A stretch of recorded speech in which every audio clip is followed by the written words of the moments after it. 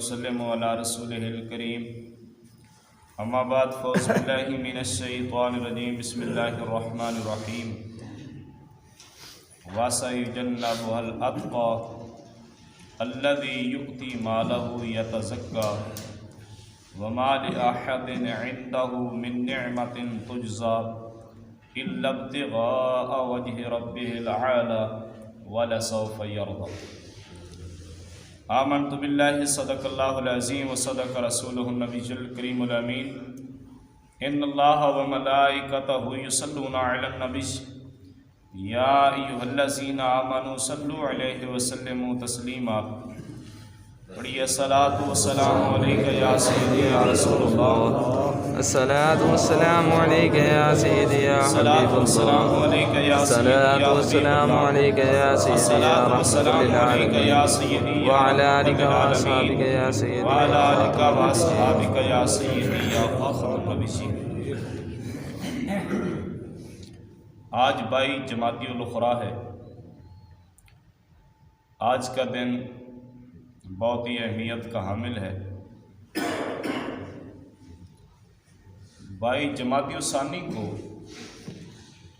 نبی اکرم نور مجسم شفیع دو عالم صلی اللہ علیہ وآلہ وسلم کے یار غار یار مزار حضرت سیدنا صدیق اکبر محبوب دلبر رازدان نبی عشق کے سپہ سالار، آج آپ کا یوم وصال ہے۔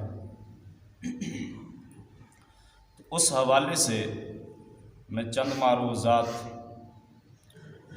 جناب سیدنا صدیق اکبر رضی اللہ تعالی عنہ آپ کی بارگاہ میں پیش کرنا چاہتا ہوں۔ جب بلال حبشی کو امیہ بن خلف نے سزائیں دیں، ان کو تپتی ہوئے ریت پر لٹایا، ان کی چھاتی کے اوپر پتھر رکھے، ہاتھ اور پاؤں میں جب انہوں نے میخیں لگائیں، زبان پہ گولے جب رکھتے تھے، تو پھر بھی بلال حبشی کا عشق جو ہے وہ پھر بھی آرام نہیں ان کو آتا تھا، پھر بھی ان کی زبان سے آہد جاری ہوتا تھا۔ تو حضرت صدیق اکبر کا وہاں سے ایک دن گزر ہوا تو آپ سرکار نے جب دیکھا کہ نبی کے یار کو ایسی تکلیفیں دی جا رہی ہیں، تو آپ نے بلال حبشی کے کان میں کہا، بلال ذرا آہستہ پڑھ لے، عہد تو پڑھ، کلمہ تو پڑھ، لیکن ذرا آہستہ پڑھ لے، دل میں پڑھ لے، تاکہ یہ تمہیں مارے تو نہ، تکلیفیں تو نہ دیں آپ کو۔ تو بلال حبشی کی آنکھوں سے آنسو جاری ہو گئے۔ آپ کہنے لگے، کیا کروں کہ میں کئی مرتبہ توبہ کرتا ہوں، لیکن عشق پھر آتا ہے اور توبہ توڑ دیتا ہے۔ عشق پھر حضور کا آتا ہے اور توبہ ٹوٹ جاتی ہے، میں کیا کروں؟ مجھ سے آہستہ پڑھا ہی نہیں جاتا، میں جب بھی پڑھتا ہوں بلند آواز سے ہی پڑھتا ہوں۔ تو اس وقت بلال حبشی کو صدیق اکبر نے مہنگے داموں خرید کر بلال حبشی کو آزاد کر دیا، بلال حبشی کو آزاد کروایا۔ جب امیہ بن خلف کو حضرت صدیق اکبر نے کہا کہ یار تو اتنی سزائیں کیوں دیتا ہے، آہستہ مار لے، اس بے ایمان نے کہا کہ اگر تجھے یہ اتنا ہی پیارا لگتا ہے تو پھر پیسے دے کر اس کو خرید کر آزاد کر دو، باتیں کیوں کرتے ہو؟ اللہ اکبر۔ تو صدیق اکبر نے آپ نے بھاری قیمت سے بلال حبشی کو خریدا۔ آپ نے فرمایا امیہ بن خلف کو اس کی قیمت لگاؤ۔ وہ ہنسنے لگا کہ اس کالے کے پیسے تو دے گا جس نے کوئی پوچھتا ہی نہیں۔ آپ نے فرمایا یہ نہ دیکھ یہ کالا ہے، کالے کے دل میں کالی کملی والا ہے۔ آپ نے فرمایا یہ نہ دیکھ یہ کالا ہے، کالے کے دل میں کالی کملی والا ہے۔ اس نے کہ آپ نے فرمایا جتنے تو قیمت لگانا چاہتا ہے لگا۔ تو صدیق اکبر رضی اللہ تعالیٰ عنہ آپ نے گراں قیمت دے کر حضرت بلال حبشی کو خریدا اور اس کو آزاد کر دیا اور اس کو آزاد کیا. تو اس وقت رب العالمین نے سنو جب آزاد کیا نا تو کافر باتیں کرنے لگے کہ شاید ہو سکتا ہے بلال حبشی نے کوئی صدیق اکبر پر احسان کیا ہو جس کی وجہ سے انہوں نے اتنی بھاری قیمت دے کر اس کو خریدا ہے اور آزاد کیا ہے. ہو سکتا ہے اس نے کوئی احسان کیا ہو تو اس لیے صدیق اکبر نے اس کو خرید کر آزاد کیا. اس وقت میرے اللہ نے قرآن مجید نازل فرمایا. اللہ نے فرمایا کہ میرے یار کے یار پہ صدیق اکبر پہ کسی کا کوئی احسان نہیں ہے, کسی کا کوئی احسان نہیں ہے, بلکہ نبی پاک علیہ الصلوۃ والسلام بھی یہی فرماتے تھے کہ دنیا کے تمام لوگوں کا میں نے احسان ان کا اتار دیا ہے, ان کا بدلہ دے دیا ہے, لیکن ایک میرا یار ہے صدیق اکبر جس کا بدلہ میں محمد نہیں دے سکتا. کل قیامت والے دن میرا رب العالمین اس کا بدلہ دے گا. اس کے احسان کا اللہ میرا اللہ اس کا بدلہ دے گا. سنیے, اللہ صدیق اکبر کو فرما رہا ہے اتقا. ایک ہوتا ہے متقی,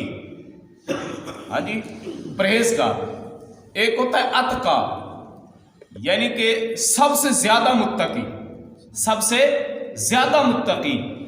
جو اتقا ہے اس کو دیکھیے نبی پاک صلی اللہ علیہ وآلہ وسلم کے یار کو اللہ اتقا فرما رہا ہے. اللہ فرما رہا ہے یہ سب سے زیادہ بڑا پرہیزگار کون ہے؟ وہ صدیق اکبر ہے. کون ہے؟ صدیق اکبر ہے. دیکھیے جس جگہ سے آدمی کا خمیر لیا جاتا ہے اسی جگہ پہ بندہ دفن ہوتا ہے.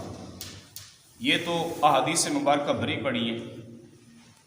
جس جگہ سے کسی کا خمیر لیا جاتا ہے نا وہاں اس کو دفن کیا جاتا ہے.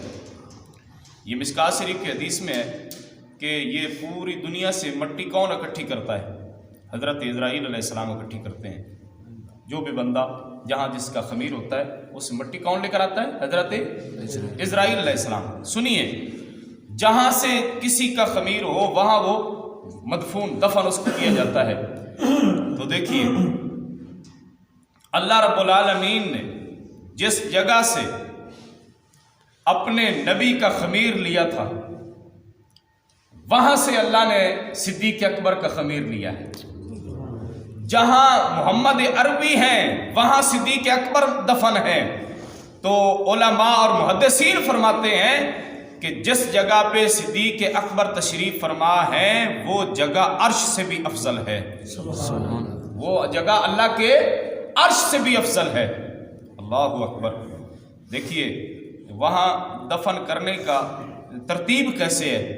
سرکار نبی پاک صلی اللہ علیہ وآلہ وسلم ہیں, پھر ان کی بغل کے برابر نہیں, یعنی کہ یہ دفن ہے سرکار ہے نا, سرکار کے مزار پر انوار ہے ایتھے اب بغل والی تھان تے صدیق اکبر نے, پھر صدیق اکبر دی بغل والی تھان تے حضرت عمر فاروق نے, یعنی کہ برابری نہیں ہے. وہ بھی ترتیب ہے. سرکار دا مزار سرکار دی تربت انور اوپر ہے, پھر تھلے صدیق اکبر دیے, پھر اس تو تھلے حضرت فاروق اعظم دیے. دیکھیے اب جو سورت لیل ہے اس کا معنی ہے رات, سورت والضحیٰ اس کا معنی ہے دن. سورت لیل کے اندر اللہ نے صدیق اکبر کی شان بیان فرمائی. سورت والضحیٰ کے اندر تیرے اور میرے نبی کی اللہ نے شان بیان فرمائی. تو رات, لیل کا معنی ہے رات, ضحیٰ کا معنی ہے دن. دن اور رات ملیں تو دنیا کا نظام چلتا ہے.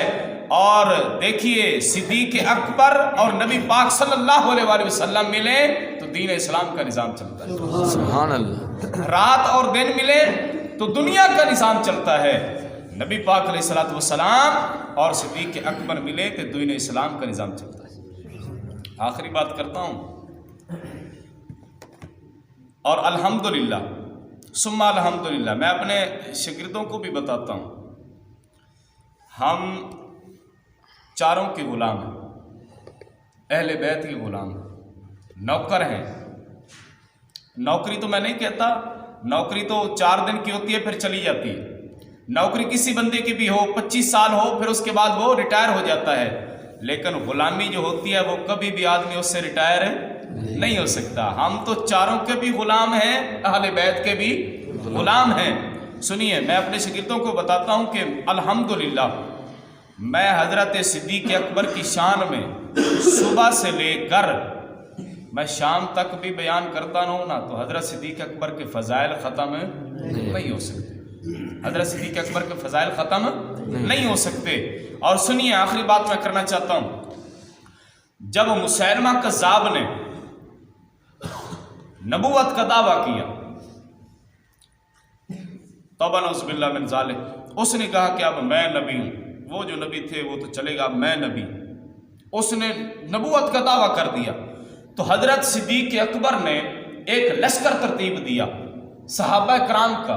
आपने फरमाया कि जाओ मुसैलमा कज़्ज़ाब के पास, हाँ जी, उसके साथ जंग करो, उसको नेस्त व नाबूद कर दो, उसको कत्ल कर दो। अल्लाह अकबर। उस वक्त हज़रत फ़ारूक आज़म ने भी बातें की, सहाबा ने बातें की, तो आप सरकार हज़रत सैयदना सिद्दीक़ अकबर फरमाने लगे हज़रत फ़ारूक आज़म को, जब तुमने कलमा नहीं पढ़ा था उस वक्त तुम दिलेर थे, उस वक्त तुम दिलेर थे, तो जब हजूर का कलमा पढ़ लिया तो अब तुम बुज़दिल हो गए हो। अल्लाह अकबर। तो आपने फरमाया कि नबी पाक सल्लल्लाहु अलैहि वसल्लम ने एक कानून बनाया था कि बदरी सहाबी किसी जंग में शरीक नहीं हो सकते। वजह आपने फरमाया कि ये नबी पाक सल्लल्लाहु अलैहि वसल्लम की निशानियाँ हैं। हजरत सिद्दीक़ अकबर ने कानून बनाया था। किसने बनाया था?